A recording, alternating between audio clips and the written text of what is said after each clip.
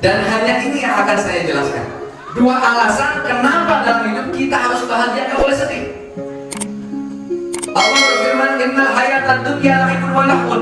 Sesungguhnya hidup di dunia itu hanyalah permainan dan senda gurau. Sekarang saya mau tanya bapak-bapak, anak-anak kalau sedang main senang apa sedih? Senang. Kalau anak-anak main tapi dia sedih, barangkali dalam permainannya dia nggak tahu aturan mainnya. Jadi kalau hidup kita sedih, kita berarti nggak tahu aturan hidup. Karena orang diciptakan hidup di dunia itu bahagia. Apa alasan kenapa bahagia? Karena bapak-bapak ini, meskipun sekarang tinggalnya di rumah yang mungkin sempit, ada yang mungkin masih kontrak, ada yang mungkin rumahnya sudah tidak layak, tapi yakin malam hari ini tancapkan keyakinan dalam diri kita bahwa tempat kita itu bukan di dunia, tapi di surga. Di surga. Inni a'dadtu li'ibadiyas salihin al-jannata ma la 'ainun ra'at. Allah berfirman dalam hadis qudsi, aku telah menyediakan kepada hamba-hamba yang saleh. Siapa hamba yang saleh? Orang-orang yang suka rajin ke masjid, bapak-bapak yang hadir majelis taklim, pejuang-pejuang di madrasah, di pondok pesantren, orang-orang tua yang mencari nafkah untuk anaknya. Mereka adalah ibadiyas salihin, hamba-hamba Allah yang saleh. Allah sediakan apa? Al-jannah, surga. Seperti apa surga itu? Surga itu mana ainur ra'at. Surga itu sesuatu yang indahnya tidak pernah dilihat oleh mata manusia. Bapak-bapak pernah melihat, coba di Sukabumi itu tempat mana yang paling indah kan? Hah? Tempat yang paling indah di Sukabumi, tempat rekreasi yang mana yang paling indah? Coba sebutin. Hah? Salah mintaan kasihan banget istrinya siapa itu? Harus diajak jalan-jalan. Sebutin tempat yang paling indah yang pernah kita lihat, maka surga jauh lebih indah daripada apapun yang pernah kita lihat di dunia. Karena sifat surga adalah mala ainun ra'at, sesuatu yang tidak pernah dilihat oleh mata manusia. Bahkan digambarkan jomblo, tahu kan? Bidadari di surga itu. Kalau sekarang coba cek siapa artis wanita paling cantik ya? Andin. Andin berharap menjadi Mas Al, bukan Al Debla tapi almarhum. Semua kecantikan wanita paling cantik, artis paling cantik, model paling cantik dikumpulkan kecantikannya menjadi satu, maka tidak bisa sebanding dengan selembar saja keindahan bulu mata bidadari. Nah, bahkan dijelaskan kalau bidadari meneteskan air liurnya ke atas permukaan bumi, serta mata bumi akan diliputi harum yang luar biasa. Kalau selembar rambutnya jatuh ke bumi, betapapun matahari cerah, maka bumi akan terlihat hitam, kelam, pekat dari hitamnya rambut bidadari. Masya Allah. Dan kita dijanjikan akan dinikahkan dengan bidadari, bapak-bapak.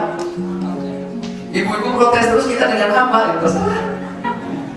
Ibu-ibu ada wildanun mukhalladun, ada bidadara, laki-laki yang gagah, yang ganteng, suami ibu lewat, nggak ada apa-apanya. Malah ainun ra'at. Walau ulun sami'at, dan tidak ada telinga yang pernah mendengar tentang kabar keindahan dengan sempurna. Maksudnya, seindah apapun cerita tentang surga yang pernah kita dengar, maka surga jauh lebih indah daripada itu.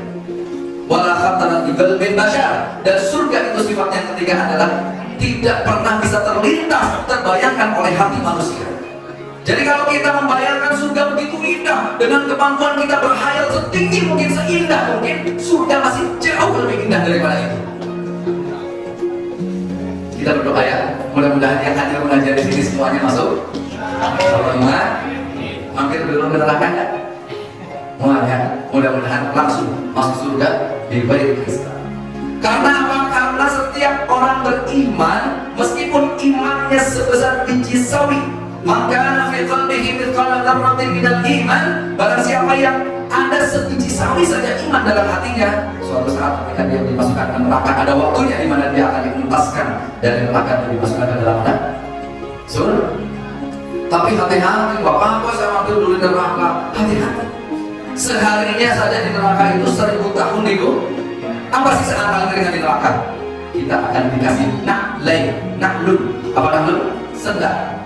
Sendalnya terbuat dari api yang ketika kaki kiri atau kaki kanan kita masuk ke sendal itu, otak kita mendidih dan isi perut kita terbulai. dari panasnya sengat yang kita pakai, dan itu adalah siksaan paling ringan ada di neraka. Oh ya Bapak-bapak, alhamdulillah. Tapi Nabi Muhammad SAW pernah bersabda, siapapun orangnya yang punya iman meskipun kecil, nanti akan menyala tuh, iman itu tidak bisa dibakar di neraka, akan kelip-kelip menyala, dan nanti akan menghadirkan pertolongan dari Allah Subhanahu. Makanya iman itu penting. Orang dengan iman tahu peraturan hidup. Dengan iman orang akan terarah.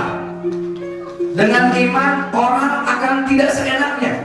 Masuk ke rumah ada doanya, ya. Masuk ke kamar mandi ada doanya. Mau makan ada doanya, mau tidur ada doa. Tidur dengan istri ada doa. Meskipun sering-seringnya tidak keburu kebaca yang badan. Bu, ibu-ibu kalau tidur sama suami ada doanya, apa ada doanya bu? Naon doanya?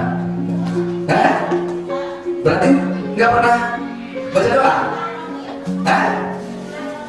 Bismillahirrahmanirrahim. Ketika ibu-ibu dan bapak-bapak bekerja sama dengan baiknya untuk melakukan reproduksi itu, ibu-ibu tahu nggak bacaannya, doanya apa? Nggak tahu? Bapak-bapak nggak ngajarin? Bapak apa tuh? Main ajar aja gitu? Pantesan lu jadinya anak-anak gitu. Disuruh ngaji, main takar rambutan, apalagi untuk kembali. Lari mengejar-ngejar layangan itu 1.000, harganya 1.000, dibelakan, mencapai mobil, motor, ambil dalam jalan naik pompa apa segala macam. Itu hasil dari ibu yang pernah baca doa itu. Apa nanya Pak? Allahumma barik lana.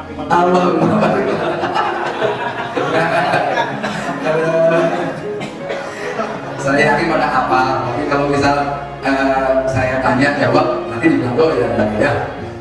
Apa-apa ya kan, kalau dengan pasangan yang halal lah ya, iya. Bisa. Ini mohon maaf nih jombloan-jomblowati. Apalagi yang kalau ada yang ditinggal pas lagi sayang-sayangnya. Penting iman itu. Karena apa? Karena anak generasi muda yang jauh dari pendidikan madrasah, jauh dari pendidikan pesantren, dia tidak mengenal bagaimana aturan hidup karena tidak dididik dengan keringanan. Akhirnya yang terjadi apa? Sekolah-sekolah, bukannya sekolah, tawuran, nge-BN. Saya nggak pernah dengar santri tawuran sama santri. Coba ada nggak? Rebutan duduk gitu, ada nggak? Kaya. Suka gitu, santri beda nanti sama madrasah, baik roman, ayo, rebutan mau, panggil-halaan, tangan gitu, kaya. Damai santri. Orang nggak kenal ilmu, orang nggak kenal iman. Saya punya tetangga dulu pulang pesantren kawan. Kemudian dia lulus SMA itu kerja entah ke Bali atau ke mana, nggak pernah sholat. Saya ke pesantren, pas pulang ketemu, dia bilang, aduh kamu bayar enak jadi santri gitu kan. Saya mau berdoa, saya nggak pernah melewati satu hari itu kecuali saya pasti minum. Saya bilang, kamu udah tahu itu salah, tinggalin. Apa kata dia? Ya susah namanya pergaulan. Saya berangkat ke pondok lagi, tahun depan pulang lagi, ketemu orang yang sama. Dia bilang, Mas, alhamdulillah sekarang saya sudah nggak begini lagi. Gimana sekarang? Saya sekarang begini. Alhamdulillah. Jadi sekarang nggak minum lagi? Iya. Sekarang kamu sholat? Bukan. Kalau dulu minumnya pakai botol, sekarang pakai galon. Karena tidak kenal dengan apa? Iman. Anak-anak muda, tontonan jadi tuntunan. Yang dilihat K-pop, yang dilihat anak-anak alay, jadilah anak-anak jadi anak-anak lain. Gue, bahaya itu anak-anak, karena kita akan mengucapkan sesuatu di akhir hayat kita dengan ucapan atau pembicaraan yang paling sering kita ucapkan ketika kita hidup di dunia. Jadi kalau anak-anak kalian nanti pas mau dicabut nyawanya gitu, meninggal dunia, kemudian didatangi malaikat mungkar, nanti ditanya mana? Enggak, apa jawabannya? Kasih tahu nggak ya? Waman Nabi juga pengen tahu apa pengen tahu banget, bahaya itu. Kamu berani sama saya malaikat bukan nanti bakar panas. Serius, ya apa? Bahaya. Tidak kenal iman, tuntunannya adalah tontonannya, itu yang sangat-sangat berbahaya.